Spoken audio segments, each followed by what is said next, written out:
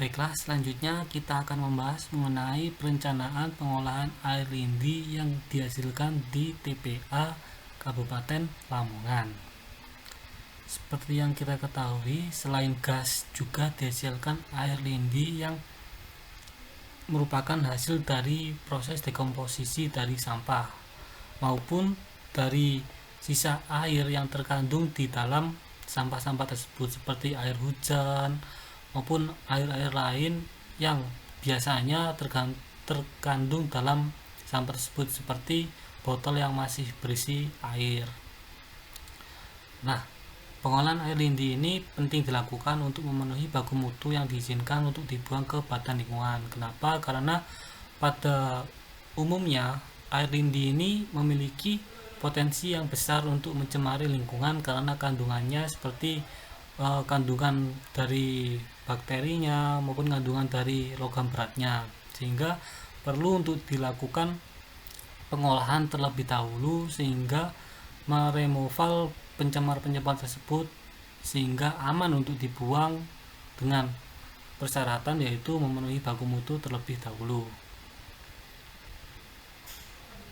Nah, dalam baku mutu ini kami mengacu pada Peraturan Menteri Lingkungan Hidup dan Kehutanan Republik Indonesia tahun 2016 dan Permen PU nomor 3 tahun 2013.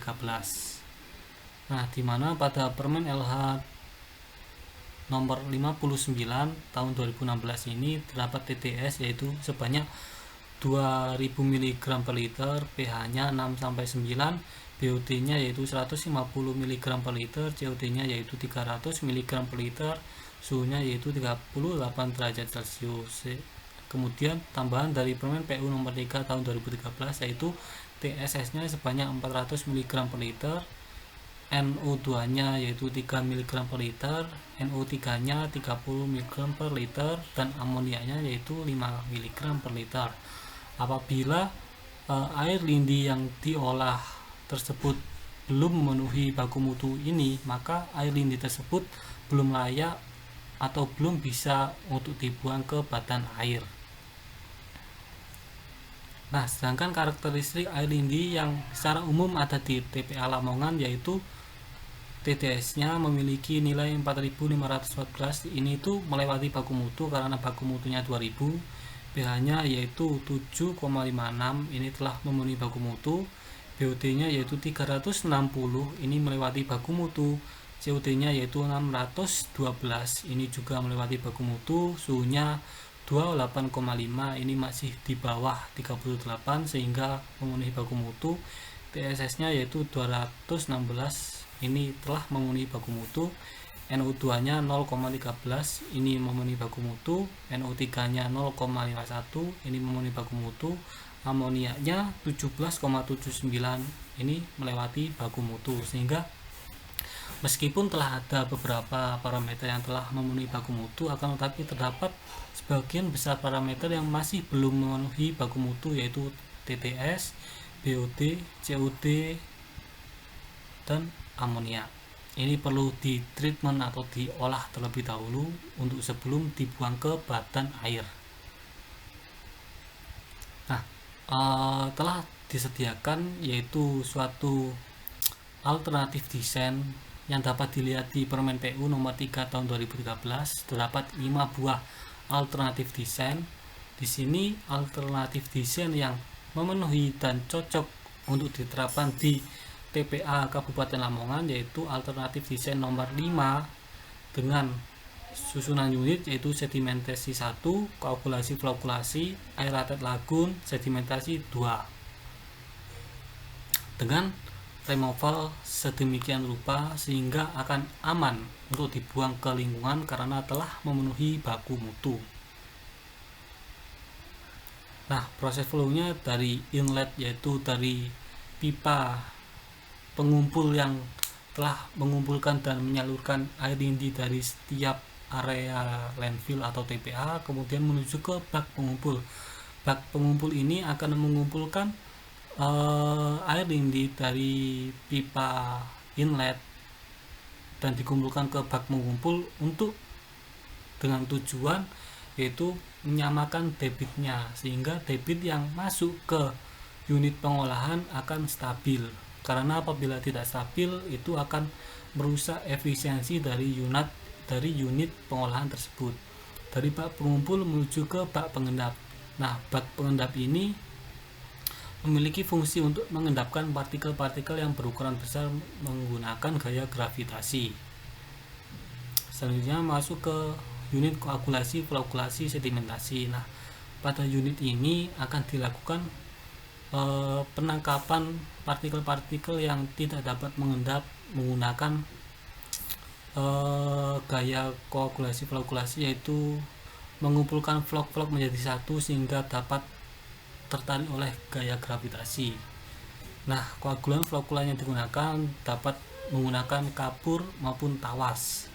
Nah, flok-flok yang telah menggumpal menjadi besar tersebut akan tersedimentasi. Nah, sedimen ini akan dialirkan menuju ke slat bed drying. Selanjutnya dari koagulasi, flokulasi, sedimentasi akan menuju ke aerated lagoon. Aerated lagoon ini merupakan pengolahan yang bersifat biologis karena di dalam aerated lagoon yang berbentuk kolam ini akan diinjeksikan dengan oksigen untuk memperkaya kandungan oksigen yang ada di kolam tersebut. Kandungan oksigen yang kaya ini akan merangsang bakteri-bakteri untuk mendegradasi kandungan biologis yang ada di air liur tersebut. Nah, dalam aerated lagoon ini selain dihasilkan efluen yang lebih bersih, juga dihasilkan sedimentasi. Sedimentasi ini akan diendapkan menggunakan bak pengendap 2. Dalam bak pengendap 2 dan juga bak pengendap 1 ini akan dihasilkan sedimen yang disalurkan ke slat drying bed. Dari bak pengendap 2 ini disalurkan menuju ke wetland. Wetland ini merupakan suatu pengolahan yang menggunakan tumbuhan untuk mengabsorpsi partikel-partikel pencemar yang masih ada. Dari wetland ini akan disalurkan ke kolam ikan. Tujuan kami menggunakan kolam ikan sebagai parameter alami untuk mendeteksi apakah masih ada kandungan pencemar yang berpotensi untuk membunuh biota yang ada di perairan, dan juga untuk menampung air yang dihasilkan dari unit pengolahan landfill ini. Nah, dari kolam ikan ini air dapat ditampung maupun dikeluarkan menuju outlet dan menuju ke badan air.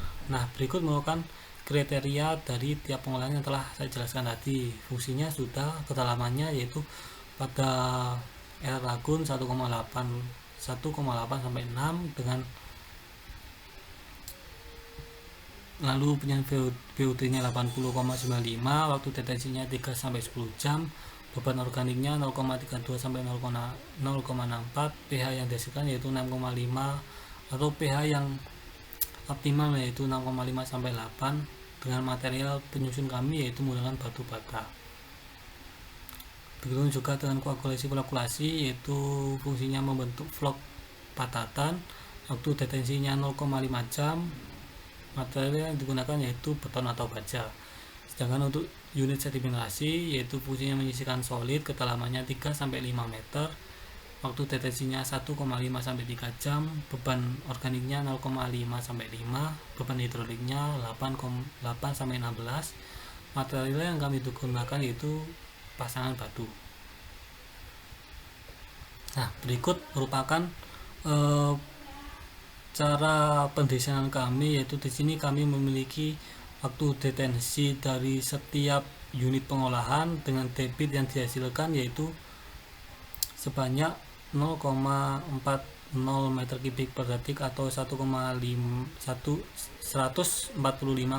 meter kubik per jam. Nah, untuk mengetahui volumenya kami menggunakan waktu detensi dikalikan debit, di mana waktu detensinya 0,5 jam dikalikan 145,5 meter kubik per jam, didapatkan volume dari bak pengumpul yaitu 72,75 meter kubik.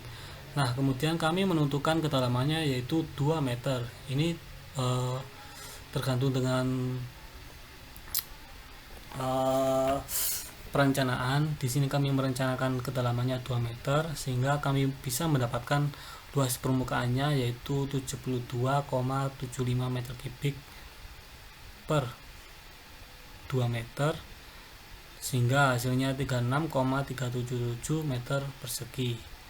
Nah, kemudian kami menentukan rasio panjang kali lebarnya, yaitu panjang 1 untuk panjang dan juga 1 untuk lebarnya, sehingga 36,77 ini diakarkan sehingga didapatkan 6,06 dan kami bulatkan jadi 6,5 begitu lebarnya, sehingga didapatkan panjang kali lebar yaitu 6,5 kali 6,5.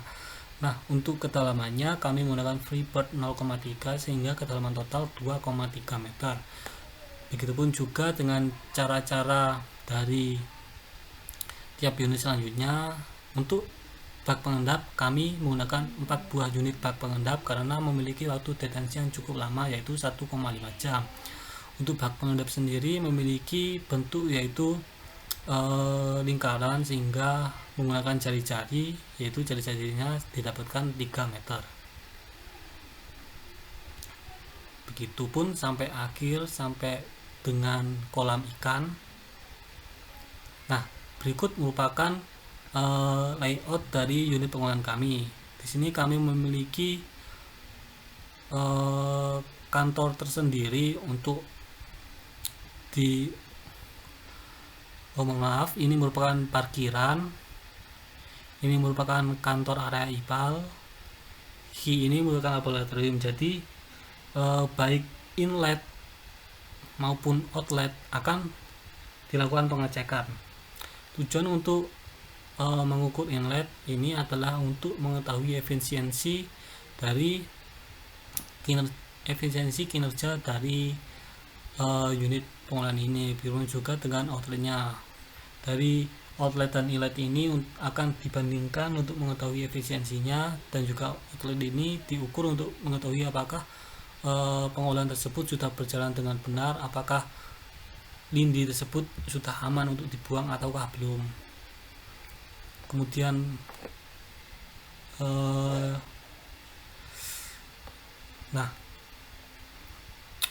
air atau lindi akan menuju ke bak pengumpul lindi, menuju ke bak pengendap, menuju ke koagulasi flokulasi sedimentasi, menuju ke aerated lagoon, menuju ke sedimentasi lagi, kemudian menuju ke wetland, dan menuju ke kolam ikan.